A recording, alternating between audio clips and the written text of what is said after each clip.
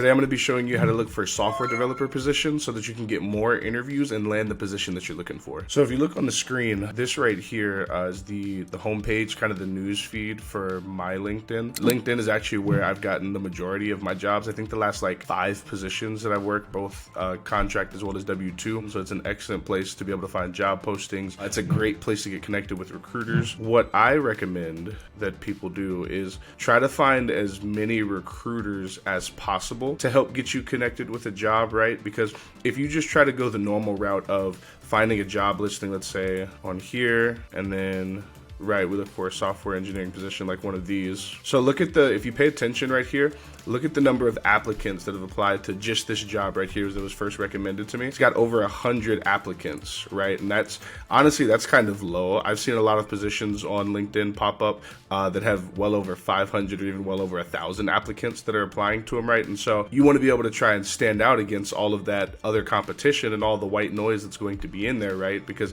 it's going to be a lot for somebody, a hiring manager, anybody who's making that kind of a decision, to be able to pick your application out. So I always recommend that you try first to go through recruiters. Let me show you what I mean. If you go to the search bar here and you type up technical recruiter remote, for instance, then you can filter that even further by people, and then boom, you're gonna get an entire list of all of the people who serve as technical recruiters, right? And so if you scroll down, you see all the different people, and there's hundreds of pages of these, right, as listings. So one thing to consider would be investing in LinkedIn Premium, right? I think it's around $30 a month. It's a bit pricey, but the reason is because you get access to a bunch of different features for when you're trying to do job searches. So one of the things that you can do when you have LinkedIn Premium, for instance, is there's this filtering option that shows you the technical recruiters that are actually actively hiring right now. So if you click this, and you'll notice if you look at their profile pictures that they actually have the highlighted banner of hiring. So what this is doing is it's showing you all of the different technical recruiters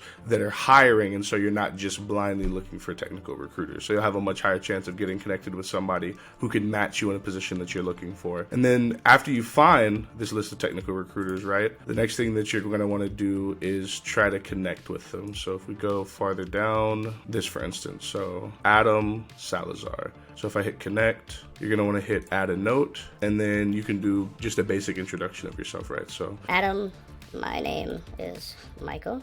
I'm a full stack, came across profile and wanted if you are looking for any positions to fill, experience with JavaScript, and I will my resume down below.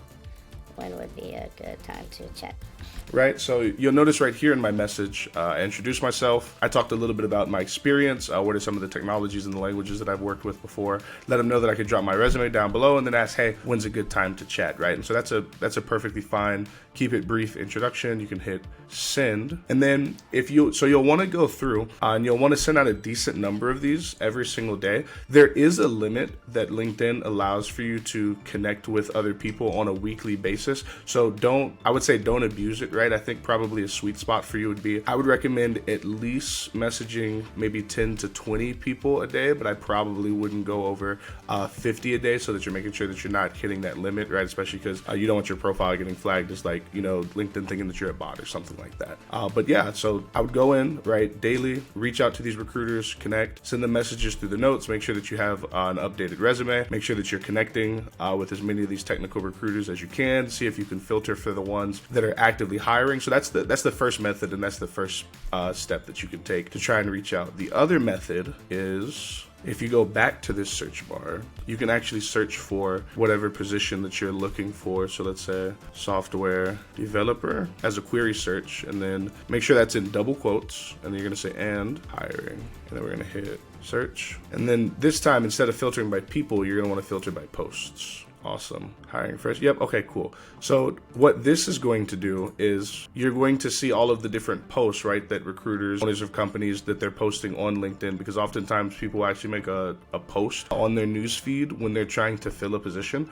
And so you can even filter this by date posted, right, the last 24 hours, the last week, the last month, and then sort it by the ones that are either top matches or the most recent job positions that people are trying to fill, right? So for this one, for instance, I see that they're trying to hire a entry entry-level software engineer. So I would do something like go down to the comments. You can comment something like, hey, interested in this position. I have X experience. Leave a comment. They actually have a link that you can click on, like this one does. You can click on it and then actually go and apply for the job. And then I would also recommend following whoever it is who posted it. It's normally a recruiter. And then you can click on their page, and then you can either send them a message, or you can try and do the connect like we tried in the first method, where when you connect with them, you can send them a note, and then by sending them that note, you can include, your work history, brief introduction, let them know that you'll send along your resume, and then you guys can get connected. So yeah, that's essentially it. So those are the two methods that I personally recommend and that have worked the best for me when trying to land